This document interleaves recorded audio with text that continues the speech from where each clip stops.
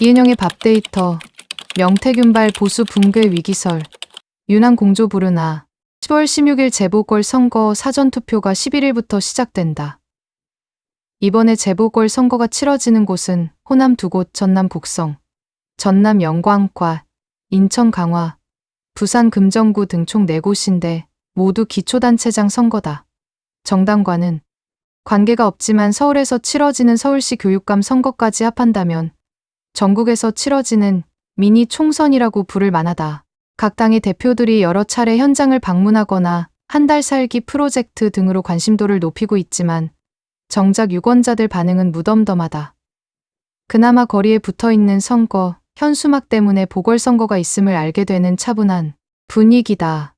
윤석열 정권에는 지난해 10월 강서구청장 재보궐선거와 올해 4월 총선에 이은 3번째 여야 대결로 지난 2번의 선거에서 민심은 모두 여당의 참패를 안겨준 심판의 선거를 보였다.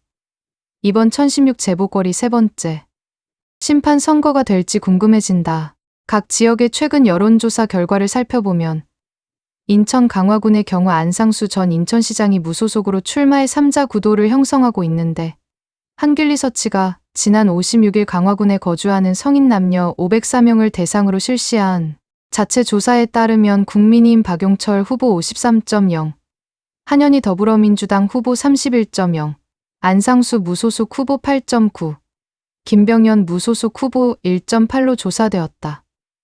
무선백 ARS 방식, 표본오차 95, 신뢰 수준의 4.4포인트, 응답률 9.8, 전통적으로 보수 성향이 강한 지역이다 보니 국민의힘 박용철 후보가 앞서는 흐름인데 무소속으로 출마한 안상수 전 인천시장 변수가 생각보다 크지 않은 것이 박 후보가 앞서갈 수 있는 배경이 되는 것 같다. 진통 끝에 진보 진영 후보 단일화로 최종 후보가 된 김경지 더불어민주당 후보와 윤희령 국민의힘 후보 양자 대결로 치러지는 부산 금정구청장 선거의 경우 뉴스피릿 에브리뉴스가 의뢰해 에브리리서치가 지난 6, 7일 양일간 부산 금정구 거주민 500명 대상으로 조사 결과를 보면 김 후보 45.8, 윤 후보 423로 오차범위 내 접전을 벌였다.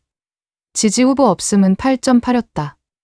무선백 ARS 방식, 표본오차 95, 신뢰 수준의 4.4포인트, 응답률 5.3, KSOI가 10월 1일 실시한 부산 금정구청장 여론조사 결과에서 정당 지지도는 국민의힘 44.2, 민주당 29.3, 조국혁신당 8.9로 나타나 국민의힘 지지층이 얼마나 투표장으로 나갈 것인지가 최종 승부를 가를 것으로 보인다.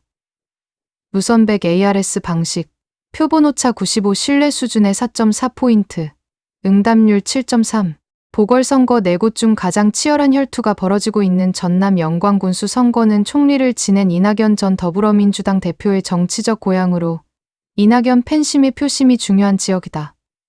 조국혁신당은 허남교두보 지역으로 영광군 집중 지원을 결정하고 조국 대표를 비롯한 지도부가 한 달 살이를 통해 지역민의 관심을 끌었지만 그 과정에서 민주당과 감정 싸움이 분란을 만드는 4위 진보당 후보가 선전하는 흐름을 만들고 있어 투표율이 최종 변수가 될 것으로 전망된다.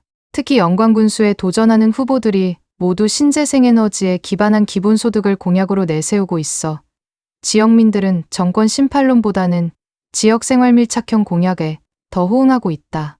곡성군수 선거도 민주당 텃밭에서 조국혁신당과 국민의힘, 무소속 후보들이 일합을 겨루고 있는데 약 한 달 전 조사에 따르면 민주당 후보가 상당한 격차로 우위를 유지했지만 그 흐름이 계속 이어질지가 관건이다. 가장 많은 유권자의 선택을 받아야 하는 서울교육감 선거는 명태균, 김대남 녹취록이 보수 괴멸의 전주곡이 될 수 있다는 정치적 위기감 속에서 서울 표심은 어떤 선택을 할지 귀추가 주목된다. 18대 국회의원과 여의도 연구소 부소장을 지낸 조전혁 후보는 인지도를 바탕으로 초등 지필평가 부활, 교원 임용의 사학 자율 부여, 학교평가청, 신설로 공교육 질 강화 등의 공약을 내세운 반면 정근식 후보는 서울대 명예교수로 역사교육학자의 길을 걸어온 점과 뉴라이트 역사관 척결, AI 교과서, 도입 유예 등의 공약과 함께 민주진보 단일 후보라는 점을 부각시키고 있다.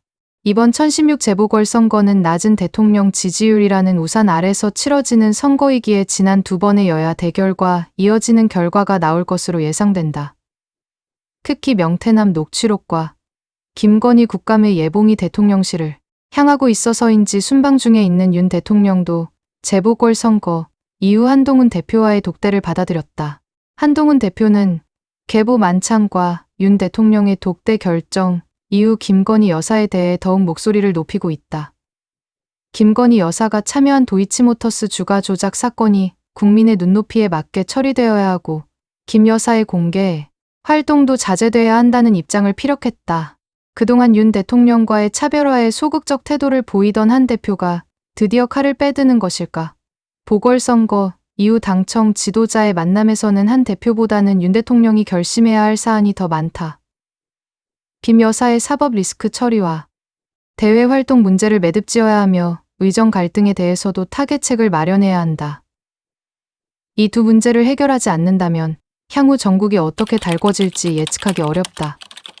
하지만 한 가지 명확한 것은 시간은 윤 대통령보다는 한 대표 편이라는 점이다.